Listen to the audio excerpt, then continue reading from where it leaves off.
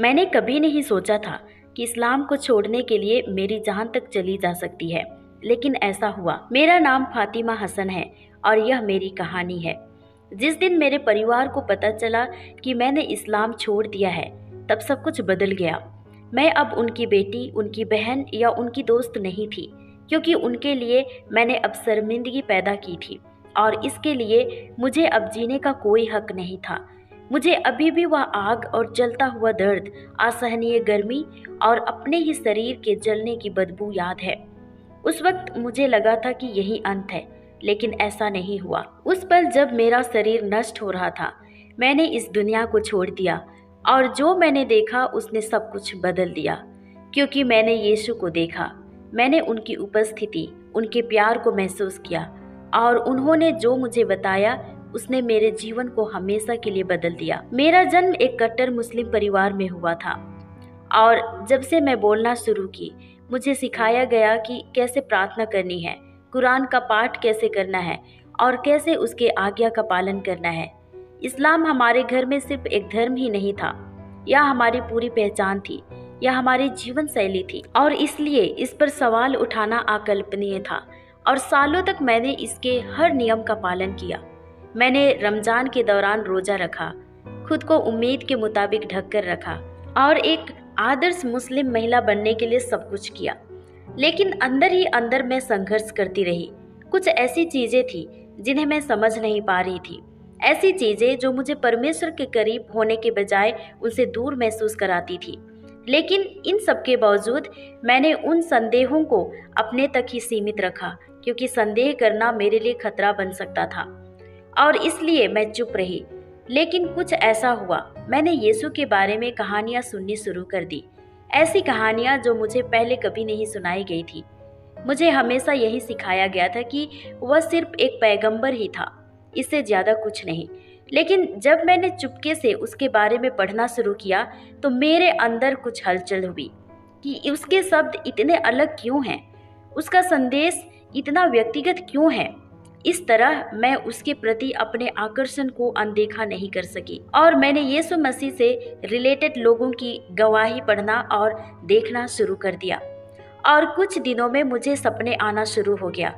मैं सपने में एक सफेद कपड़े पहने हुए आदमी को देखा करती थी, जो कि शांतिपूर्ण उपस्थिति में चमक रहा था। हालांकि उसने मुझसे कभी नहीं बोला, लेकिन मैंने उसका प्यार महसूस किया और भले ही उस समय मुझे यह समझ में नहीं आया, लेकिन अंदर ही अंदर मुझे पता था कि यह वही है। और जितना मैंने उसके बारे में सीखा, मैं उसके लिए उतना ही बेचैन होते गई। इसके साथ साथ मैं सोचती थी कि अगर इस्लाम सत्य है तो मैं इतना खोई हुई क्यों महसूस कर रही हूँ, मैं इतना खाली क्यों महसूस कर रही हूँ। और मुझे पता था कि अब मैं इसे और अनदेखा नहीं कर सकती। और इसके बाद मेरे जीवन का सबसे भयानक निर्णय सामने आया। मैंने अब इस्लाम से दूर जाने का फैसला किया। लेकिन इस्लाम छोड़ने का मतलब सिर्फ अपने विश्वास को बदलना नहीं था, इसका मतलब था सब कुछ खो देना, जैसे कि मेरा परिवार, मेरा समुदाय और मेरी सुरक्षा। जितना हो सकता था मैंने इसे छिपाने की कोशिश की। मैं चुपचाप प्रार्थना किया करती थी, गुप्त रूप से बाइबल पढ़ती थी, लेकिन जैसे कि आप जानते हैं, रहस्य हमेशा के लिए दबे नहीं रहते। एक दिन मेरे परिवार को सब कुछ पता चल गया। उन्होंने नोटिस किया कि मैं अब उनके जैसे प्रार्थना नहीं कर रही हूँ। और फिर एक दिन उन्हें मेरी बाइबल भी मिल गई। जैसे ही उनकी नज़र बाइबल पर पड़ी, घर में कोहराम मच गया। मेरे पिता का चेहरा गुस्से से लाल हो गया और मेरी माँ रो पड़ी। मेरे भाई मुझे ऐसे देख रहे थे जैसे कि मैं कोई गद्दार हूँ। और हालांकि मैंने समझाने की बहुत कोशिश की, लेकिन वे नहीं माने, क्योंकि उनके लिए मैंने हमारे परिवार, हमारे नाम और उनकी हर बात को बदनाम कर दिया था। और एक ही पल में उनका प्यार अब नफरत में बदल गया। जो लोग पहले मेरी रक्षा करते थे, वही लोग अब मेरे लिए सबसे अधिक डरावने बन गए थे।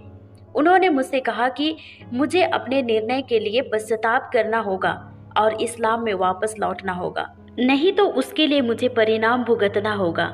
लेकिन मैं ऐसा नहीं कर सकी, क्योंकि मैंने सच्चाई देखी थी। मैं जानती थी कि यीशु वास्तविक थे और यही बात मैंने उन्हें समझाने की कोशिश की, लेकिन उनका दिल पत्थर बन चुका था और मेरे लिए उनकी धमकियां और भी बदतर हो गई। एक रात उन्होंने मुझे घेर लिया। मेरी विनती का कोई मतलब नहीं था उस वक्त, क्योंकि उन्होंने अपना मन बना लिया था। मुझे उनका पहला वार याद है, जिसकी ताकत ने मुझे जमीन पर गिरा दिया। फिर उन्होंने मुझे पकड़ लिया और घसीटते हुए मुझे बाहर ले गए। उस रात हवा ठंडी थी, लेकिन उनका गुस्सा मेरे द्वारा पहले कभी महसूस की गई किसी भी चीज़ से ज़्यादा गर्म था। और मैंने वहाँ गैलोसिन के एक कंटेनर को देखा, और इससे पहले कि मैं उसे सूंघ पाती, वह मेरे कपड़ों को भिगा गया, मेरी त्वचा पर टपकने लगा और मैं चिल्लाने लगी। मैंने काफ़ी संघर्ष किया, लेकिन उन्होंने मुझे पकड़ कर रखा और माचिस जला दी। उस दर्द को शब्दों में बयां नहीं किया जा सकता। मेरा शरीर जलने लगा। आग की लपटें मेरी बाहों, मेरे पैरों और मेरे चेहरे पर रेंगने लगी। मेरी चीखें रात भर गूंजती रही, लेकिन कोई वहां नहीं आया। किसी ने उन्हें नहीं रोका। मैं गिर पड़ी। मेरे लिए दुनिया धुंधली हो गई। मेरी दृष्टि अब धुंधली हो गई थी और मुझे लगा कि मेरा जीवन खत्म हो रहा है, और पीड़ा धीरे धीरे शून्यता में बदल गई। मुझे लगा कि यही मेरा अंत है। लेकिन इसके बाद कुछ ऐसा हुआ, मेरा दर्द अचानक गायब हो गया। मेरे आसपास की आवाजें दूर हो गई। मैं अब जमीन पर नहीं थी। मैं अब अपने शरीर में नहीं थी, बल्कि मैं कहीं और थी, इस दुनिया से कहीं परे। और तभी मैंने उसे देखा। जैसे ही आग ने मेरे शरीर को भस्म कर दिया, सब कुछ फीका पड़ गया। वो दर्द, वो चीखे, यह सब गायब हो गया। मुझे अब हल्का महसूस हुआ, और जैसे कि कोई मुझे उठा रहा हो, मुझे मेरे टूटे हुए शरीर से दूर खींच रहा हो। फिर मैंने देखा, मेरा अपना शरीर वहां नीचे पड़ा था, जला हुआ और बेजान। मेरा परिवार मेरे चारों ओर खड़ा था। कुछ तो सदमे में थे और कुछ लोग मुझसे दूर जा रहे थे। फिर अचानक सब कुछ बदल गया। मेरे आसपास की दुनिया गायब हो गई और मैं अंधेरे में खो गई, और यह जगह मेरे द्वारा महसूस की गई किसी भी चीज से ज्यादा ठंडी थी, ना केवल शारीरिक रूप से बल्कि मेरी आत्मा में भी। और वहां मैं बिल्कुल अकेली थी। फिर मैंने एक कठोर और मजाक उड़ाने वाली आवाजें सुनी, जो हर दिशा से आ रही थी, जिन्होंने मुझ पर आरोप लगाया, मेरी निंदा की। उन्होंने कहा कि तुमने सच्चाई को धोखा दिया, तुमने सही मार्ग को छोड़ दिया, और अब तुम इसी के लायक हो। वास्तव में उनके शब्दों ने मुझे कुचल दिया। डर ने मुझे जंजीरों की तरह जकड़ लिया। मैं सोचने लगती हूँ कि क्या मैंने सचमुच गलत का चुनाव किया था। मैं अब चीखना चाहती थी, मैं वहां से भागना चाहती थी, लेकिन जाने के लिए कोई जगह नहीं था। वहां का अंधेरा अंधीन लग रहा था, जो मुझे हर तरफ से दबा रही थी। लेकिन जैसे ही निराशा ने मुझे निगलने की धमकी दी, तभी मुझे एक रोशनी दिखाई दी। पहले तो यह दूर था, अंधेरे को चीरती हुई एक हल्की सी चमक, लेकिन यह और भी चमकीला और गर्म होता गया, और अचानक मैं अकेली नहीं थी। फिर मैंने अपना नाम सुना। एक आवाज, बहुत ही पावरफुल, मजबूत लेकिन कोमल, जो मुझे पुकार रही थी, फातिमा। और तभी मैंने उसे देखा। यीशु अब मेरे सामने खड़ा था, एक ऐसी रोशनी से घिरा हुआ जो इतनी शुद्ध, इतनी चमकदार थी कि मैं अपनी नजरें नहीं हटा पा रही थी। लेकिन यह सिर्फ रोशनी नहीं थी, यह प्यार था, इतना गहरा, इतना जबरदस्त प्यार कि पहली बार मैंने अपने जीवन में खुद को संपूर्ण महसूस किया, और मैं अपने घुटनों पर गिर पड़ी। मैं कुछ भी नहीं बोल पा रही थी, मैं हिल नहीं पा रही थी, मैं बस रो रही थी। और फिर वह मेरे पास आया। उसकी आंखें करुणा से भरी थी, जिसने कहा कि मैं तुमसे प्यार करता हूँ, तुम मेरी हो, लेकिन अभी तुम्हारा समय नहीं आया है। और एक ही पल में डर, गिल्ट, अकेलापन, यह सब गायब हो गया, और मैंने एक ऐसी शांति का अनुभव किया जिसका मैंने पहले कभी अनुभव नहीं किया था। और इसके बाद मैंने कुछ और देखा। इस दुनिया से परे एक ऐसी जगह की झलक, जो कि खुशी, प्यार और आराधना से भरी एक जगह थी। एक ऐसी जगह जहाँ कोई दर्द नहीं था, कोई डर नहीं था, केवल शुद्ध और शाश्वत शांति। मुझे बिना किसी संदेह के पता था कि मैं स्वर्ग को देख रही थी। लेकिन कुछ ही समय के बाद उसने कहा कि तुम्हें अब वापस जाना होगा, लोगों को ये बताने के लिए कि तुमने क्या देखा है। मैं बिल्कुल भी जाना नहीं चाहती थी। मैं तो केवल उस रोशनी में ही और उसकी मौजूदगी में ही रहना चाहती थी। लेकिन इससे पहले कि मैं कुछ कह पाती, मुझे लगा कि मुझे वापस दुनिया में खींचा जा रहा है, वापस अपने शरीर में भेजा जा रहा है। और तभी एक हताश सांस के साथ मैं जाग गई। मेरी पहली सांस गहरे पानी से बाहर खींचे जाने जैसी थी और मेरा दम घुट रहा था। मेरे फेफड़े जल रहे थे, मैं हाँफ रही थी और दूर से कुछ आवाजें मेरे चारों ओर चिल्ला रही थी, लेकिन सब कुछ बहुत दूर लग रहा था। फिर अचानक दर्द ने दस्तक दी। मेरे पूरे शरीर में असहनीय दर्द था, लेकिन मेरे अंदर कुछ अलग था, क्योंकि अब मैं यीशु की उपस्थिति में थी।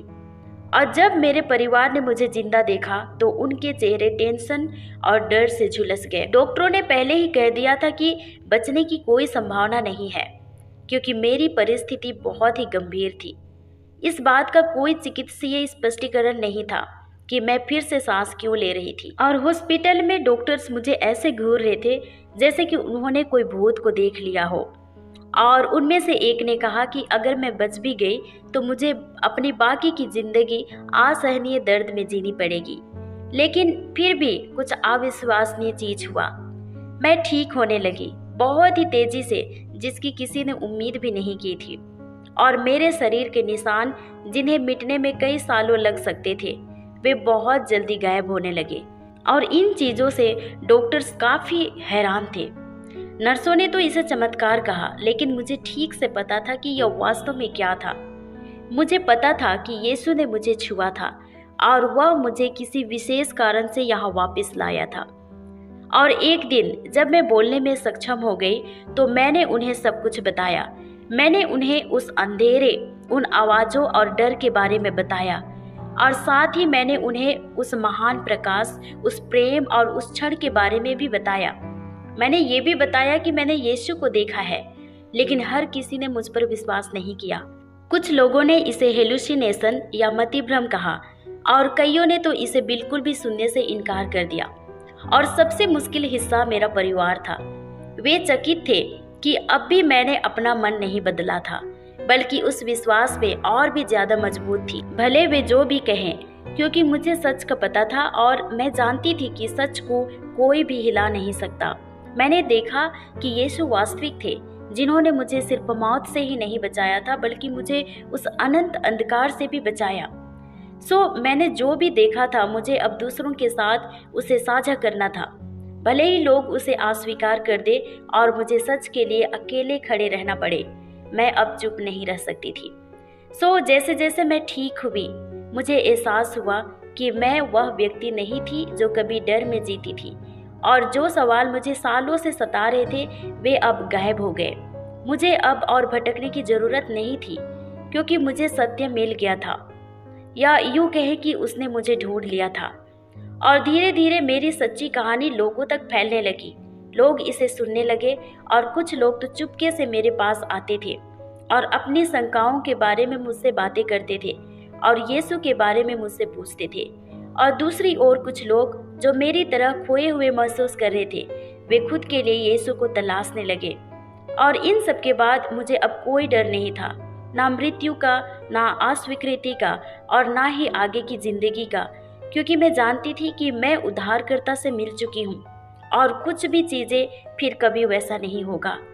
मैं खो गई थी, लेकिन अब मैं मिल गई हूँ। मैं अंधी थी, लेकिन अब मैं देख सकती हूँ। इतने सालों तक मैं डर से जीती रही, सवाल पूछने से डरती रही, अपने परिवार को खोने से डरती थी, इस बात से आप सभी को जय मसीह की। दोस्तों, मेरा नाम है रोहित कुमार। आप देख रहे हैं मसीह न्यूज़ टाल के चैनल में आप सभी का स्वागत करता हूं। दोस्तों, आप सभी लोगों के बीच में लेके आ चुका हूं एक और प्रभु यीशु मसीह की गंभीर गवाही। दोस्तों, आज जितने मेरे मसीही भाई बहन हैं, आप लोगों ने वीडियो के पहले देखा होगा कि ये गवाही आज आपको झकझोर के रख देगी, यानी कि आपको हिला करके रख देगी, आपको हैरान कर देगी, क्योंकि आज आपके जीवन में बहुत बड़ा काम होने वाला है। क्योंकि दोस्तों, आपने गवाही में देखा होगा कि उस व्यक्ति के जीवन में कैसे प्रभु यीशु मसीह ने उसके जीवन को बदल दिया। प्रभु यीशु मसीह ने कैसे आज काफ़ी लोगों के जीवन को बदल करके रख दिया है। आज परमेश्वर उसकी तकदीर को बदल दिए हैं। इसलिए मेरे प्रियो, आज मैं आप सभी लोगों से कहना चाहता हूँ कि आप लोग परमेश्वर पर विश्वास रखो, परमेश्वर पर श्रद्धा रखो। वो सर्वशक्तिमान परमेश्वर जैसे उनकी जीवन को बदल दिया है, जैसे परमेश्वर ने कहा है कि जैसे डैनियल के जीवन में काम हुआ है, जैसे राजा दाऊद के जीवन में काम हुआ है, जैसे अब्राहम के जीवन में काम हुआ है, ठीक उसी प्रकार परमेश्वर आपके जीवन में भी काम करेगा। लेकिन मेरे प्रियो, आपको भी जैसे राजा दाऊद की तरह प्रार्थना करना चाहिए, वैसे जैसे डैनियल प्रार्थना करता था, ठीक उसी प्रकार आपको भी प्रार्थना करना पड़ेगा। मेरे प्रियो, प्रभु का वचन कहता है कि जब आप विश्वास रखोगे, आशा रखोगे, परमेश्वर पर अपने जीवन को व्यतीत करोगे, तो वो सर्वशक्तिमान परमेश्वर आपको सुरक्षित रखेगा। वो सर्वशक्तिमान परमेश्वर आपके जीवन की सारी समस्याओं को आज़ाद करेगा, आपको बहुत सारी समस्याओं से बचाएगा। इसलिए आपको क्या करना है, तन और मन से, विश्वास से और श्रद्धा के साथ, आपको विश्वास से आपको प्रभु की प्रार्थना करना है, महिमा करना, उपासना करना है और हमेशा परमेश्वर के वचनों का मनन करते रहना है। क्योंकि परमेश्वर कहता है, जब भी कोई व्यक्ति विश्वास रखेगा, प्रभु के वचन पे चलेगा, प्रभु के बताए हुए मार्ग में चलेगा, तो प्रभु उसको एक नई रास्ता दिखाता है, प्रभु उसको बहुत सारी समस्याओं से आज़ाद करवाता है। तो जितने मेरे मसीह भाई बहन हैं, मैं आप सभी लोगों से कहना चाहता हूं कि अगर ये वीडियो आपको अच्छी लगे तो प्लीज़ चैनल को सब्सक्राइब कर देना और बेल आइकन को ज़रूर प्रेस कर देना। God bless you all of you. आमीन। नेक्स्ट वीडियो मिलता हूं दोस्तों।